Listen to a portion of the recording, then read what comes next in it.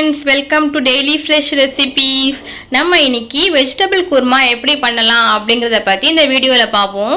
ஒரு pan வெச்சுக்கோங்க. கொஞ்சமா oil add பண்ணிட்டு அதுல வந்து 3 chilies நான் add பண்ணிருக்கேன். இது வந்து எண்ணெயில நீங்க போட்ட பிறகு கொஞ்சம் வெடிக்கும். கொஞ்சம் தூரமாவே நின்னுக்கோங்க. அப்பதான் நமக்கு சேஃப். மேலே எண்ணெய் தெளிக்காது. அது வந்து பச்சையா போட்டோம் அரைச்சோம் அப்படின்னா நம்ம வந்து கொஞ்சம் காரமா இருக்கும், உடம்பு ஒத்துக்காது. அதுக்காக நல்லா வதங்கணும். இந்த மாதிரி ஒரு ஸ்டேஜ் வதங்கின பிறகு ஒரு மிக்சியில் ட்ரான்ஸ்ஃபர் பண்ணிக்கோங்க. நெக்ஸ்ட்டு அதே ஆயிலில் கொஞ்சமாக சோம்பு பட்டை ஆட் பண்ணிவிட்டு ஒரு கப் வெங்காயம் வந்து நான் ஆட் பண்ணியிருக்கேன். ஒரு பெரிய வெங்காயமாக பொடி பொடியாக சாப் பண்ணிவிட்டு நான் ஆட் பண்ணிவிட்டு நல்லா வதக்கிக்கோங்க. கலர் சேஞ்ச் ஆகணும். கொஞ்சம் நேரம் வதங்கின பிறகு நம்ம என்ன பண்ணலாம் அப்படின்னா ஒரு கப் ஆனியன் ஆட் பண்ணியிருக்கேன். சின்ன தக்காளியாக 2 வந்து நான் கட் பண்ணி வச்சுருக்கேன். அதை வந்து சாப் பண்ண டொமேட்டோவை நான் ஆட் பண்ணிவிட்டு நல்லா வதக்கிக்கோங்க. கொஞ்சம் சால்ட் ஆட் பண்ணி வதக்கிக்கோங்க. சீக்கிரமாக வதங்கிடும். சரிங்களா? நல்லா வதங்கின பிறகு நம்ம என்ன பண்ணலாம் அப்படின்னா வெஜிடபிள் குருமா அப்படிங்கிறதுக்காக நான் வந்து ஒரு கப் பீன்ஸ் எடுத்திருக்கேன். கொஞ்சமாக தான் பீன்ஸ் எடுத்திருக்கேன். நிறைய நம்ம வெஜிடபிள்ஸ் ஆட் பண்ண போகிறதுனால கொஞ்சமாக எடுத்துக்கோங்க. சரிங்களா? நான் வந்து இப்போ ஒரே ஒரு கேரட் தான் எடுத்திருக்கேன். நல்லா சாப் பண்ணிவிட்டு ஆட் பண்ணியிருக்கேன். நெக்ஸ்ட் என்ன பண்ணுறீங்க, பொட்டேட்டோ ஆட் பண்ணிக்கோங்க. தோல் வந்து சீவிக்கோங்க. தோல் சீவிட்டு நல்லா வாஷ் பண்ணிவிட்டு கட் பண்ணிவிட்டு ஆட் பண்ணுங்கள். நான் வந்து இந்த பொட்டேட்டோ வந்து வேக வைக்கல, அப்படியே தான் இருக்குது. எப்படி கடையில் வாங்கணுமோ அதே தான் வாஷ் பண்ணி பீல் பண்ணிவிட்டு ஆட் பண்ணியிருக்கேன். சரிங்களா? அதை ஆட் பண்ண பிறகு இஞ்சி பூண்டு பேஸ்ட்டு 2த்தையும் வந்து அரைச்சிட்டு அதை ஆட் பண்ணிக்கோங்க. 2 ஸ்பூன் ஆட் பண்ணியிருக்கேன்.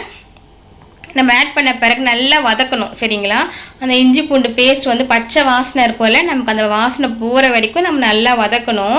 எப்போவுமே இஞ்சி பூண்டு பேஸ்ட் அரைக்கும் போது இஞ்சியோட பூண்டு தான் அதிகமாக இருக்கணும். சரிங்களா? அந்த மாதிரி போட்டு அரைச்சி வச்சுக்கோங்க. அப்போ தான் டேஸ்ட் வந்து நமக்கு கரெக்டாக கிடைக்கும். நல்லா வதக்கின பிறகு கொஞ்சமாக மஞ்சத்தூள் ஆட் பண்ணிக்கோங்க. டர்மரிக் பவுடர் 2 ஸ்பூன் ஆட் பண்ணியிருக்கிறேன். ஆட் பண்ண பிறகு சில்லி பவுடர் ஆட் பண்ணணும். ஏற்கனவே நம்ம சில்லி வதக்கி வச்சுருக்கோம். அது கொஞ்சம் நம்ம ஸ்பைஸியாக ஆகும். ஸோ அதனால் சில்லி பவுடர் வந்து நான் வந்து என்ன பண்ண போகிறேன்னா ஒரு 3 ஸ்பூன் தான் ஆட் பண்ண போகிறேன். சரிங்களா? மிளகாவும் தனியாவும் கலந்து நான் வச்சுருக்கேன் சில்லி பவுடர். அதில் இருந்து 3 ஸ்பூன், இப்போ 1 ஸ்பூன் போட்டிருக்கேன். 2 இன்னும் 1 ஸ்பூன் போட்டுக்கலாம். கொஞ்சம் காரம் வந்து நம்ம கரெக்டாக இருக்கும். 3 ஸ்பூன் ஆட் பண்ணியிருக்கேன். ஏன்னா நான் சில்லி வந்து ஏற்கனவே வதக்கி வச்சுருக்கோம்ல, அதை வந்து நான் தேங்காய் கூட சேர்த்து அரைப்பேன். அதுக்காக தான் சில்லி பவுடர் ஆட் பண்ண பிறகு நான் ஒரு கப் வாட்டர் ஆட் பண்ணுறேன். ஆட் பண்ணிவிட்டு நல்லா நம்ம கலரி விட்டுட்டு லிட்டு போட்டு மூடி வச்சிட்டோம் அப்படின்னா காய் வந்து நல்லா வேகணும். சரிங்களா? தண்ணி வந்து காய் வேகிற அளவுக்கு ஊற்றுங்க. ரொம்ப தண்ணியாக இருந்தாலும் நம்ம சுண்டி வரத்துக்கு ரொம்ப டைம் எடுக்கும். அப்போ வந்து தேங்காய் ஊற்றணும். தண்ணியாக இருக்கும் குருமானா திக்காக நம்ம கன்சிஸ்டன்சி இருக்கணும். ஸோ அதுக்காக தண்ணி வந்து இந்த மாதிரி காய் முழுகிற வரைக்கும் ஊற்றிட்டு லிட்டு போட்டு மூடி வச்சுருங்க. சரிங்களா? ஓகே, இப்போ நல்லா காய் வந்து வெந்து வரட்டும். கொஞ்சம் நேரம் கொதிக்கட்டும். அதுக்குள்ளே நம்ம என்ன பண்ணலாம் அப்படின்னா தேங்காய் பேஸ்ட் பண்ணி வச்சுக்கலாம். தேங்காய் அரைச்சி வச்சுக்கலாம். அதில் வந்து நம்ம வதக்கி வச்சோம்ல ஏற்கனவே, அந்த சில்லி ஆட் பண்ணிவிட்டு அது கூட கொஞ்சம் 2 தேங்காய் பீஸ் எடுத்துருக்கேன். அதை வந்து நல்லா சாப் பண்ணி ஆட் பண்ணிவிட்டு கொஞ்சமாக சோம்பு ஆட் பண்ணிக்கோங்க. அதை 3த்தையும் வந்து நல்லா மிக்சியில் வந்து க்ளோஸ் பண்ணி அரைச்சி வச்சுக்கோங்க. ஓகேவா? இப்போ இந்த மாதிரி பேஸ்ட்டு வர வரைக்கும் நம்ம நல்ல பேஸ்ட் வந்து நைஸாக இருக்கணும். அந்த மாதிரி அரைச்சி வச்சுக்கோங்க. அரைச்சி வச்ச பிறகு நம்ம என்ன பண்ணலாம்னா லிட்டு திறந்து பார்க்கலாம். பொட்டேட்டோ பாருங்கள் நல்லா வெந்திருக்கு. காயெலாம் நல்லா வெந்து வந்திருக்கு.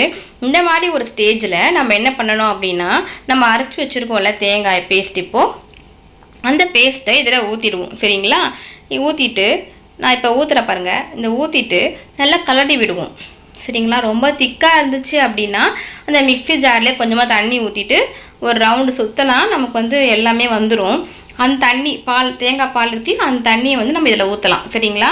ஊற்றிட்டு உப்பு பாருங்கள். உப்பு பத்தலை அப்படின்னா இப்பயே நீங்கள் ஆட் பண்ணிக்கோங்க. இந்த ஸ்டேஜில் கலரி விட்டுட்டு டேஸ்ட்டு பாருங்கள்.